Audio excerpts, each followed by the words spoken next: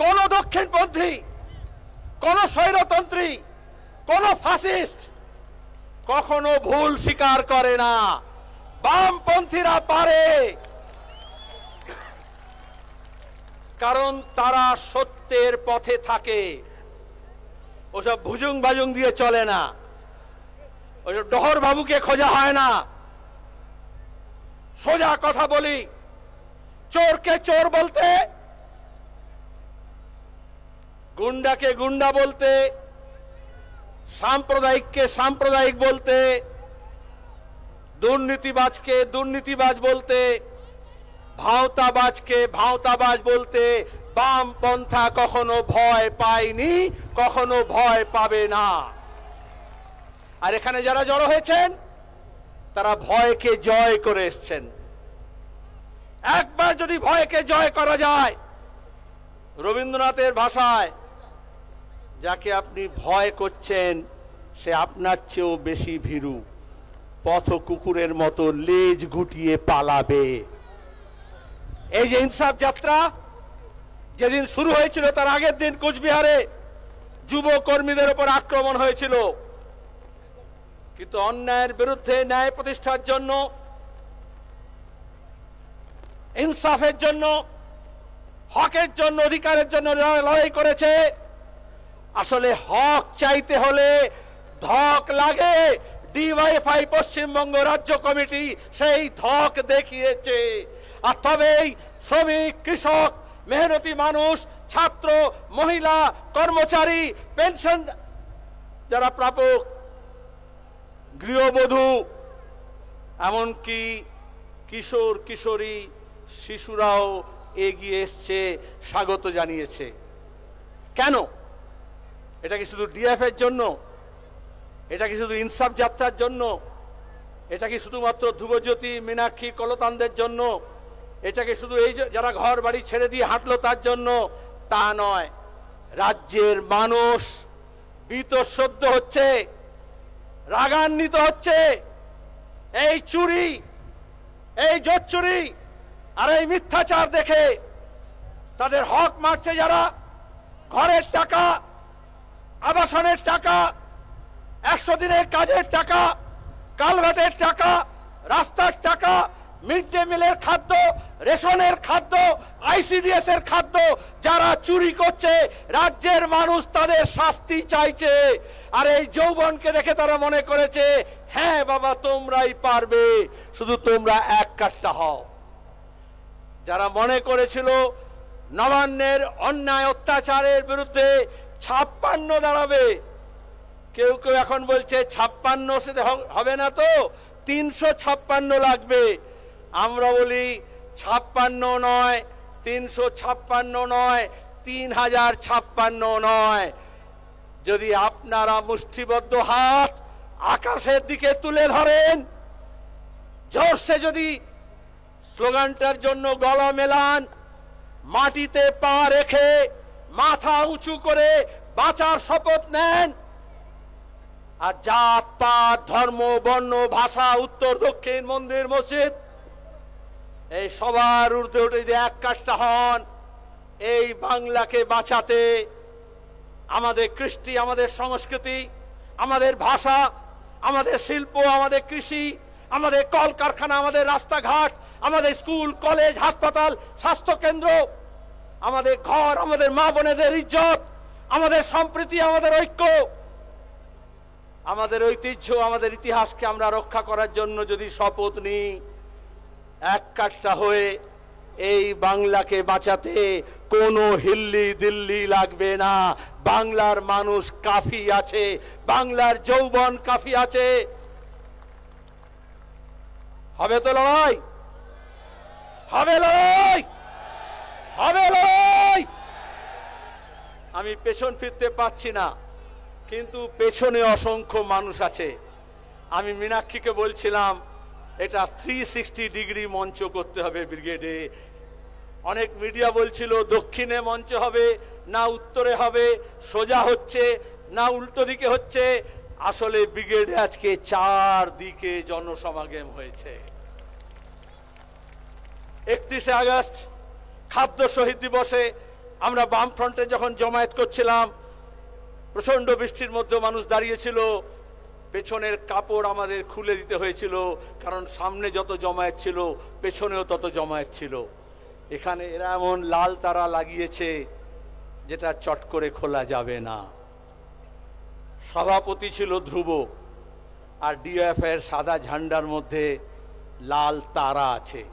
আসলে এটা হচ্ছে ধ্রুব তারা, লক্ষ্য, মঞ্জিল, মকসদ। লাল তারা মানে যখন কম্পাস ছিল না, এই মোবাইল ছিল না, গুগল ছিল না, লোকে নিজের পথ যাতে ভুল না হয়, লক্ষ্য যাতে স্থির থাকে, ঠিকানা যাতে ঠিক থাকে, এই জন্য তারা থেকে নিজের পথ ঠিক করে নিত।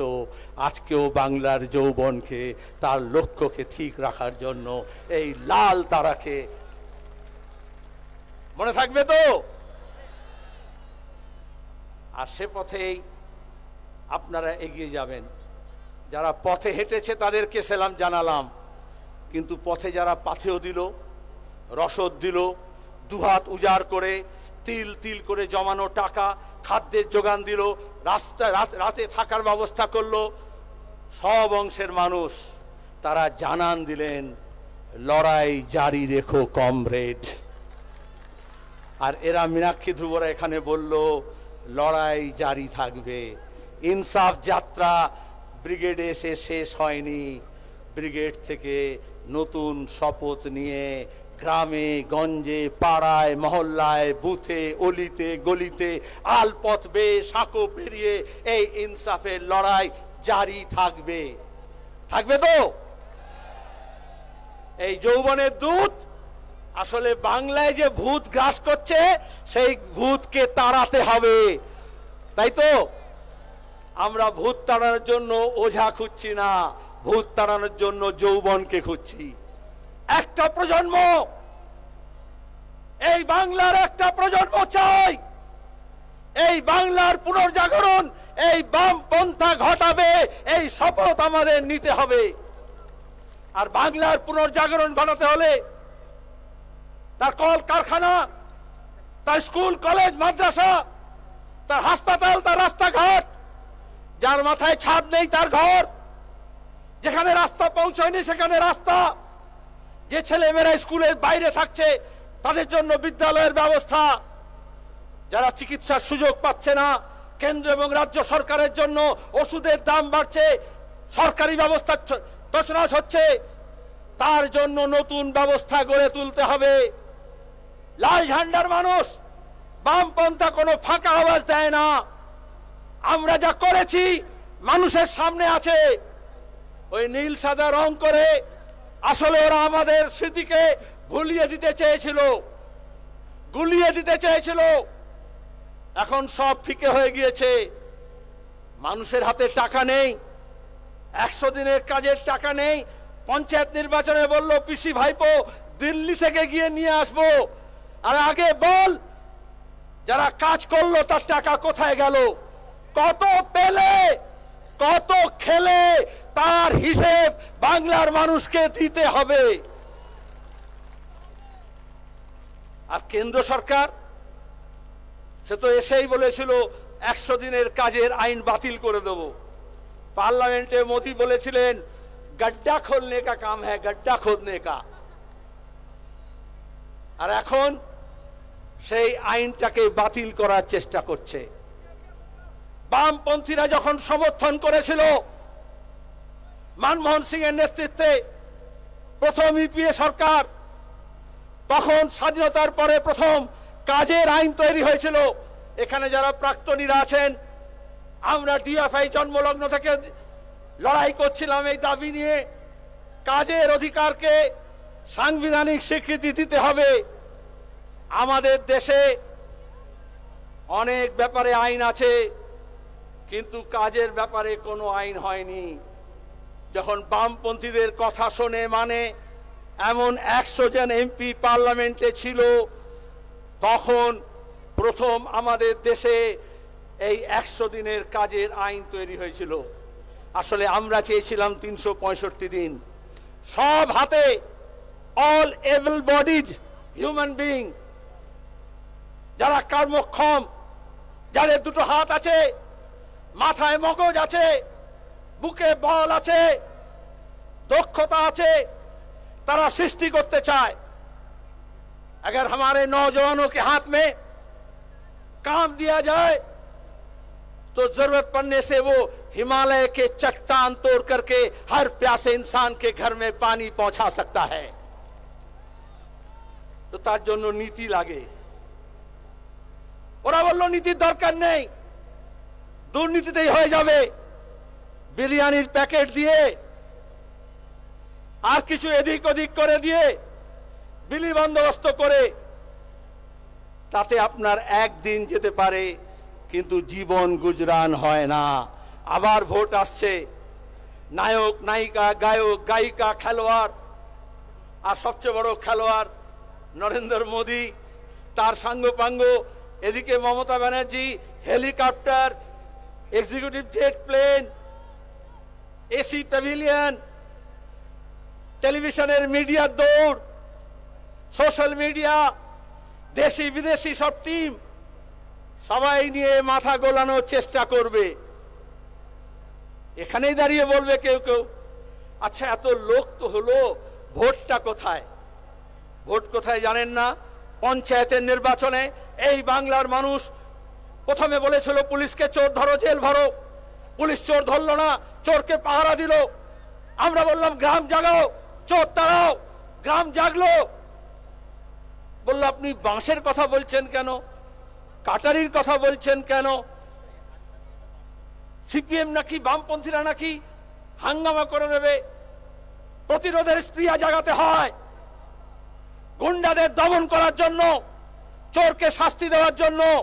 যখন পুলিশ, সে রাজ্য পুলিশ হোক আর কেন্দ্রীয় পুলিশ হোক, সে দিল্লি পুলিশ হোক আর কলকাতা পুলিশ হোক, সে ইউপি পুলিশ হোক আর বাংলার পুলিশ হোক, আজকে ধর্ষককে ধরে না, ধর্ষককে পাহারা দেয় আর মিথ্যা মামলায় জর্জরিত করে। এমন পদযাত্রী আছে এখানে বসে, যাকে তাদের প্রতিনিধি আমরা সম্বোধনা দিলাম। 37 বছরে 38টা মিথ্যা মামলা খেয়েছে। কিন্তু বুঝে নাও, মিথ্যা মামলা দিয়ে, ঘর ছাড়া করে, জেল জরিমানা দিয়ে বামপন্থাকে আটকানো যায় না, আটকানো যায়নি। ওরা আমাদের কমরেডদের শহীদ করেছে। মাইদুল মিদ্দা, বিদ্যুৎ মন্ডল, আনিস খান, সাইফুদ্দিন, স্বপন কোলে, সুদীপ্ত। আর মমতা ব্যানার্জি মনে করেন এই স্বপ্ন নীলের ক্ষেত্রে যেরকম করলেন, একটা চাকরি দিয়ে দেবো, পুষিয়ে দেব, 25,000 টাকা দিয়ে দেব, পুষিয়ে দেব। বাংলার মানুষ বলছে মমতা ব্যানার্জিকে ওই সব পোষানোর ক্ষমতা তোমার আর নেই। তুমি এখন নিজের ভাইপোকে পুষিয়ে দিতে গিয়েই ফতুর হয়ে যাবে। অনেক খাই, অনেক খাই। চলে গেলেন দিল্লিতে G20। এখন যে খার্গেকে প্রধানমন্ত্রীর কথা বলছেন, কংগ্রেস দলের সভাপতি, এখন যে অধীরকে বলছেন চলো ভাই আমার সঙ্গে যাই, কানামাছি ভোপ করে ঘুরছেন। G20-তে পার্লামেন্টে বিরোধী দলের নেতাকে ডাকা হয়নি, কংগ্রেসের সভাপতিকে ডাকা হয়নি, কিন্তু নরেন্দ্র মোদী খাস মেহমান বলে মমতা ব্যানার্জিকে দিল্লিতে ডেকে নিয়ে গিয়েছিলেন। আর যে মমতা বলেছিল যোজনা পর্ষদের বৈঠকে যাই না, ওদের সঙ্গে কথা বলি না, ওদের সঙ্গে খেলবো না, ওদের সঙ্গে খেতে চলে গেলেন। একটা ডিনারের জন্য 3 দিন দিল্লিতে গিয়ে হত্যা হয়ে পড়ে থাকলেন। কেন? কারণ ওই যে ভাইপো, আমি ভাইপো বলি না, অনেকে বলে ওটা অনেকটা ভেপো, তাই তো? আবার ভেপো কেউ কেউ বাজায়, আপনারা বাজান, তার চেয়ে ডেপো বলা ভালো, তাই তো? ওই ডেপোটা, হ্যাঁ, তৃণমূল যারা করে বলছি, পার্থ চ্যাটার্জি জেলে আছে, অনুব্রত জেলে আছে, এই জ্যোতিপ্রিয় নাকি বালু, এই সব আলু বালু কালু জেলে যাবে। এখন যখন পুরো নাটকটা জমে গেছে। সব মামলা মোকদ্দমায় বামপন্থী আইনজীবীরা, হাইকোর্টে বিচারপতিরা, সুপ্রিম কোর্ট পর্যন্ত বলেছে আর তোমাকে বেশি কিছু স্বস্তি দিতে পারছি না। এ বেঞ্চ ও বেঞ্চ ঘুরে যখন বলেছে ক্লাসে যেরকম যে ছেলেটা পড়াশোনা করে না, বদমাইশি করে, বলে না বেঞ্চের উপর দাঁড়া, ওরকম সব বেঞ্চ বলেছে এখন আর কিছু করা হবে না, সব বেঞ্চের উপর দাঁড়া। তখন উনি চলে গেলেন প্রধানমন্ত্রীর কাছে। কিরম ধাপ্পা দেন বোঝেন, ধাপ্পাবাজ। এখানে মিডিয়াকে বলা হলো 100 দিনের কাজের টাকা আনতে যাচ্ছে, বলেছিল না?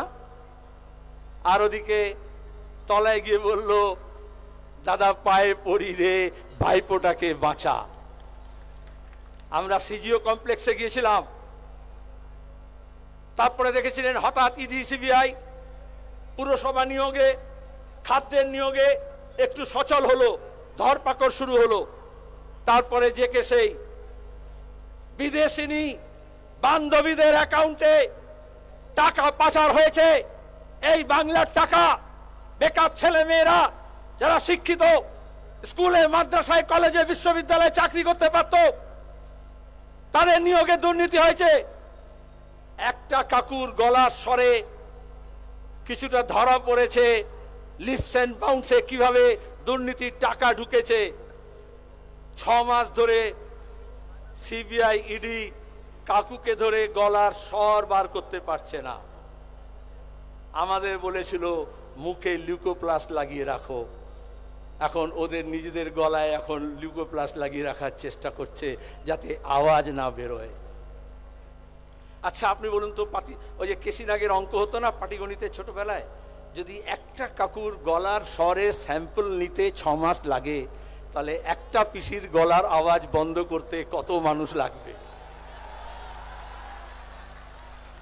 আরো মানুষের কাছে যেতে হবে। এখনো যাদেরকে ভাওতা দিয়ে হোক, ফেরেববাজি করে হোক, হেজাব করে হোক, ধর্মের নামে হোক, চণ্ডী পাঠের নামে হোক, গীতা পাঠের নামে হোক ভুল বোঝানো হচ্ছে, তাদের কাছেও যেতে হবে। সব মানুষকে আমাদের দরকার আছে। ওই তৃণমূলের যারা তলায় কর্মী আছে তাদেরও বলছি, বলেছিল কংগ্রেসে পাত্তা পাচ্ছি না, যারা ঘাসের নিচে আছে, হাটে মাঠে আছে, তাদেরকে তুলবো, কাউকে তোলেনি। একটার পর একটা IAS IPS, chief secretary, DG police, home secretary রিটায়ারমেন্টের পরে তাদেরকে পুষছে। আর নতুন ছেলে মেয়েদের কাজ হচ্ছে না। সরকারি দপ্তরে যে আইএস আইপিএস আছে তাদেরও বলি, যে ডব্লিউবিসিএস আছে তাদেরকে বলি, পঞ্চায়েতের ভোটে বাক্স বদল করে, ভোট লুট করে, গুন্ডা বদমাইশকে সার্টিফিকেট দিয়ে, বামপন্থী নির্বাচিত সার্টিফিকেট না দিয়ে, আর ওই বিডিও অফিস থেকে পেছনে ব্যালট বাক্সের ভোটগুলো ফেলে দিলে, পুকুরে ডুবিয়ে দিলে আপনারা মনে করছেন আপনারা খুব ভালো থাকবেন। সে কথা ভুলে যান। এই মহিলা নিজের ভাইপো বউ, নিজের ভাই, নিজের বউ ছাড়া আর নিজের ভাই বউ ছাড়া কাউকে দেখবে না। পার্থ চ্যাটার্জি কি কেঁদে কেঁদে বলেছিল, ধরা পড়ার পরে দিদিকে ফোন করলাম, ফোন সুইচ অফ করে দিয়েছে। করে না, ইয়াং ছেলেরা বুঝবে, ফোন ধরেনি। তাহলে যদি পার্থ চ্যাটার্জি এরকম বিশাল নেতা, তার যদি ফোন অফ করে দেয়, এইসব ফচকে কুচকে এদের কথা শুনবে? ওনার এখন একটাই লক্ষ্য, নিজের পরিবারকে বাঁচানো। যুধিষ্ঠির যেরকম মহাভারতে দ্রৌপদীকে, হস্তিনাপুরকে পাশা খেলায় সব বাজি ধরেছিল, আজকের নতুন শকুনির কাছে মমতা ব্যানার্জি এ রাজ্যের ভবিষ্যৎ, এ রাজ্যের যৌবন, এ রাজ্যের সম্প্রীতি, এ রাজ্যের ঐক্য, এ রাজ্যের সৃষ্টি, এ রাজ্যের শিল্প সবটাকে বাজি ধরতে দেব? বাংলাকে হারতে দেব?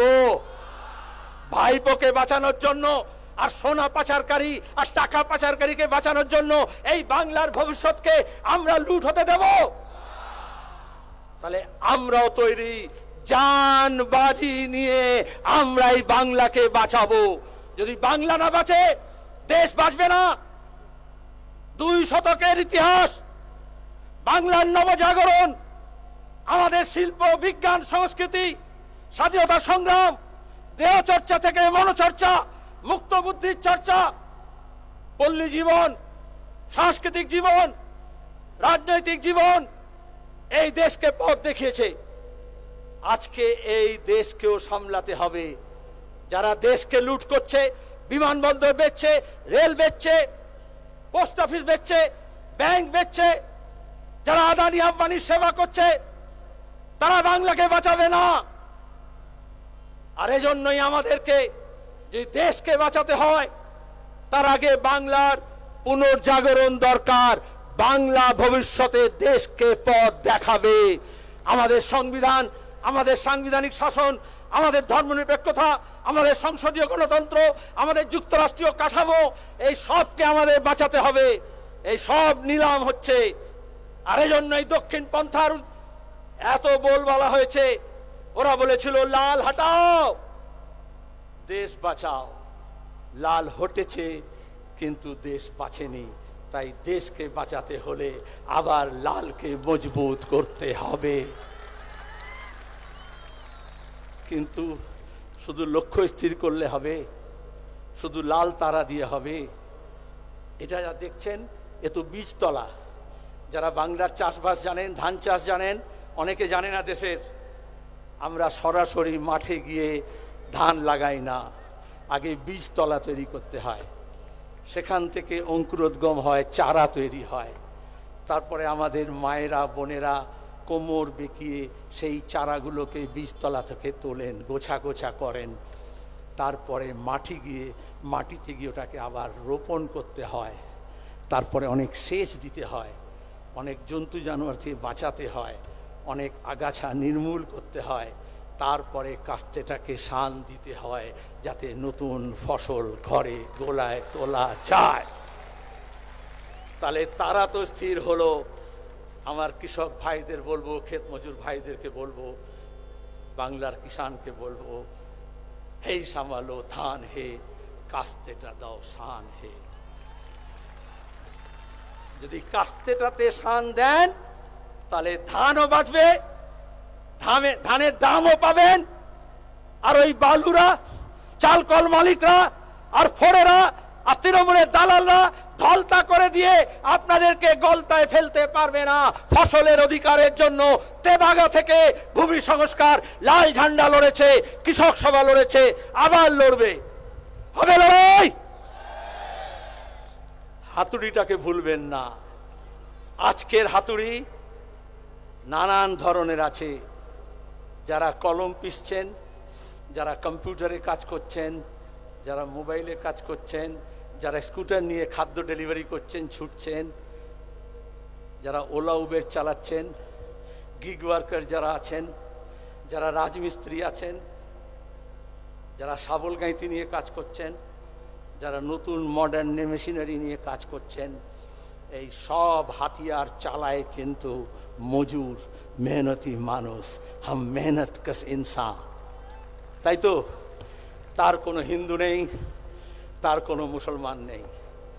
যখন সিলকিয়াতে টানেল ভেঙে পড়ল, অনেক দেশি বিদেশিরা এলো, অনেক যজ্ঞ হলো, মন্দির হলো, কিন্তু এই মজুররাই তার শাবল গাইতি নিয়ে গর্ত খুঁড়ে প্রাণ বাঁচিয়েছে।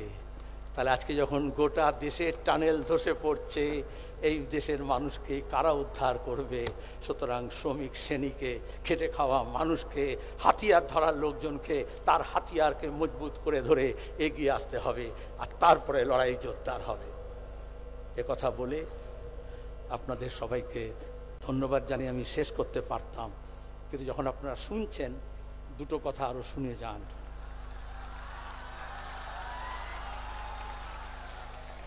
দেখি শেষ করার জন্য হাততালি দিচ্ছেন? মণিপুর দেখেছেন? যারা ডবল ইঞ্জিনের সরকার বলে, মণিপুরে বিজেপি সরকার আছে, আর দিল্লিতেও বিজেপি সরকার আছে। যারা বলছে মমতাকে সরিয়ে বিজেপিকে আনতে হবে, 2014 থেকে শুনছি বিচারপতি অমৃতা সিং আজলাসে বলেছেন ভাইপোর কোম্পানির যে সম্পত্তি বেড়েছে 2013-র পরে বেড়েছে, 2014-তে মোদি এসছে। সৈয়া ভাই কোতওয়াল ডর কাহে কা, বিজেপি যখন থেকে দিল্লিতে এসছে, বিজেপি বন্ধুদের বলছি তৃণমূলের বুকের পাটা আরো বেড়ে গিয়েছে। जब चौकीदार ही चोर है तो पकड़ेगा कौन। মণিপুরে মে মাসের 3 তারিখ থেকে জাতি দাঙ্গা থামাতে পারছে না। আদিবাসী তপশিলির মধ্যে রক্ষণ নিয়ে, জমি নিয়ে, খনি নিয়ে আজকে সীমানা বাঁধা হচ্ছে দেশের মধ্যে। যারা ভোটের আগে পাকিস্তানের সীমানা দেখিয়েছিল, বালাকোট দেখিয়েছিল, পুলওয়ামা দেখিয়েছিল, যারা কালওয়ান দেখিয়েছিল, যারা ডোকলাম দেখিয়েছিল, যারা অরুণাচল প্রদেশে দেখায়, আজকে তারা দেশের মধ্যে সীমানা বাঁধছে জাত পাত ধর্ম বর্ণ ভাষার নামে। এই বাংলার বুকেও কুর্মীর নামে, আদিবাসীর নামে, উত্তরবঙ্গের নামে, দক্ষিণবঙ্গের নামে, রাজবংশীর নামে, তপশিলি জাতির নামে, শুধু হিন্দু মুসলমান না, খ্রিস্টানদের নামে কেন করছে? কারণ লাল ঝান্ডা মানুষকে এক কাট্টা করে, বামপন্থা মানুষকে এক কাট্টা করে। তবে এই লড়াই তাজা থাকে। যারা বলছিল বামপন্থী দুর্বল হয়েছে, আসলে বামপন্থী দুর্বল হয়নি, মানুষের ঐক্য দুর্বল হয়েছে। কৃষি কাজ করে যারা, ক্ষেত মজুর হোক, দিন মজুর হোক, কাজ না পেয়ে যারা অন্য রাজ্যে যাচ্ছে, টানেলে কাজ করছে, টাওয়ারে কাজ করছে, ব্রিজ ভাঙছে, লাশ আসছে, তাদের তো কথা হওয়ার কথা ছিল না। আমরা বামপন্থীরা কি চেয়েছিলাম? আমাদের দক্ষতা, আমাদের শিক্ষা, আমাদের যৌবনের তাগতকে ব্যবহার করে এই বাংলাকে আমরা গড়ব। বাঙালি এজন্য জন্মায়নি গুরগাঁওতে গিয়ে ঘর মুছবে, ব্যাঙ্গালোরে গিয়ে গাড়ি ধোবে, কেরালায় গিয়ে টাওয়ার থেকে তার টানবে, কাশ্মীরে গিয়ে টানেল খুলবে, মিজোরাম থেকে লাশ আসবে, সিকিম থেকে আমার বন্ধুদের লাশ দিনাজপুরে উত্তরে দক্ষিণে, মালদায় মুর্শিদাবাদে, 24 পরগনা উত্তরে দক্ষিণে, বাঁকুড়ায় পুরুলিয়া আসবে। আমরা চাই যে ব্যবস্থা আমাদের ঘরের ছেলে মেয়েদের লাশ উপহার দিচ্ছে, তাদের কফিনে শেষ পেরেক ঠোকার জন্য হাতুড়িটাকে মজবুত করতে হবে। আমরা বাংলাকে মিজোরাম হতে দেব না, মণিপুর হতে দেব না, আসাম হতে দেব না। বুলডোজারের রাজনীতি চলবে না। বিরোধীদের ঘর ভাঙার জন্য এখানে তৃণমূল বুলডোজার ব্যবহার করে, আর বাংলার পরিযায়ী শ্রমিকদের বস্তি ভাঙার জন্য কর্ণাটকায়, উত্তরপ্রদেশে, হরিয়ানায়, দিল্লিতে বুলডোজারের হামলা হয়। মনে রাখবেন, সেই বুলডোজারের সামনেও যে দাঁড়ায় সে হচ্ছে বামপন্থী মহিলা, লাল ঝান্ডা নিয়ে বৃন্দা কারাত দাঁড়ায়। কোনো মমতা ব্যানার্জি হেজাব পরে গিয়ে দাঁড়াতে পারে না। সেই শক্তিকে নির্মাণ করতে হবে যারা এই বুলডোজার রাজনীতিকে পরাস্ত করবে। তা নাহলে প্যালেস্তাইন দেখেছেন, প্রতিদিন শিশু মারা যাচ্ছে, হাসপাতালের উপরে বোমা হচ্ছে। পশ্চিমী দুনিয়া প্যালেস্টাইনের যে অত্যাচার উপরে তাকে প্রথমে সমর্থন করছিল, আজকে সত্যটা প্রকাশ পাচ্ছে, শিশু মারা যাচ্ছে। কিন্তু যারা শিশুকে খুন করছে তারা ইতিহাস লেখে না। যে শিশু মারা যাবে, শহীদ হবে জেনেও স্বাধীনতার পতাকা, নিজের মাতৃভূমির পতাকা নিয়ে নিজের দেশের জন্য, নিজের মাটির জন্য, নিজের মানুষের জন্য লড়াই করে ইতিহাস তাদেরকে মনে রাখে। আজকে দাঁড়িয়ে এই শপথ নিতে হবে, এই তেরঙ্গাকে নিয়ে, এই সংবিধানকে নিয়ে, এই দেশকে নিয়ে, এই দেশের মানুষকে নিয়ে যারা বাঁচবে বলে লড়াই করছে, ইতিহাস তাদেরকে মনে রাখবে। আর যারা চুরি করছে, লুটপাট করছে, না জাহাঙ্গীরি হোক, আর শাহেনশাহী হোক, আর শাহনওয়াজি হোক, আসলে আরএসএসের পরিকল্পনা মোতাবেক, মন দিয়ে শুনবেন, আরএসএসের পরিকল্পনা মোতাবেক মমতাকে মমতাজ বানানোর জন্য, অপরাধীকে মুসলমান সাজানোর জন্য এরকম লোকজনকে প্রথমে মুকুল রায় মমতা, তারপরে শুভেন্দু, তারপরে অভিষেক টাকা দিয়ে পয়সা দিয়ে নাগপুরের ব্লুপ্রিন্ট অনুযায়ী আর মিডিয়ার দৌলতে যে সমস্ত মুসলমান তৃণমূলের ঝান্ডা ধরেছে তারা সব ইফতার পার্টির জন্য যায়নি, ঈদের নামাজের জন্য যায়নি, তাদেরকে ব্যবহার করে অতীতে হয়েছে বাংলার ইতিহাসে তাদেরকে লেটেল বাহিনী হিসেবে জমিদার ব্যবহার করেছে। কিন্তু তারপরেও হিন্দু মুসলমান আদিবাসী তপশিলি কৃষক একসঙ্গে মিলে জমির লড়াই করেছে, ফসলের লড়াই করেছে। আজকে দাঁড়িয়ে সাজানো হচ্ছে তাকে বাঙালি থেকে বাংলাদেশি, বাংলাদেশি থেকে রোহিঙ্গিয়া, আর তারপরে দেশদ্রোহী, এই সাজানোর চেষ্টা করা হচ্ছে। আমি আপনাদের কাছে আবেদন করছি, এই লড়াইয়ে কোনো জাত পাত ধর্ম বর্ণ ভাষার ব্যাপার নেই।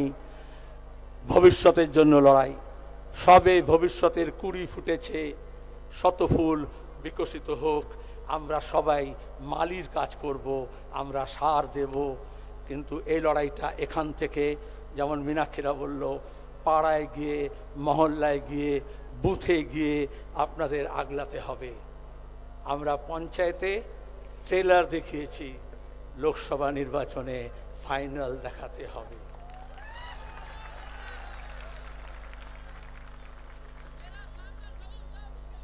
जब पानी सर से ऊपर चढ़ जाता है, जब पानी सर से ऊपर चढ़ जाता है, अच्छा से अच्छा गांधी भी भगत सिंह बन जाता है। समझदारों के लिए इशारा काफी है। इनकलाब।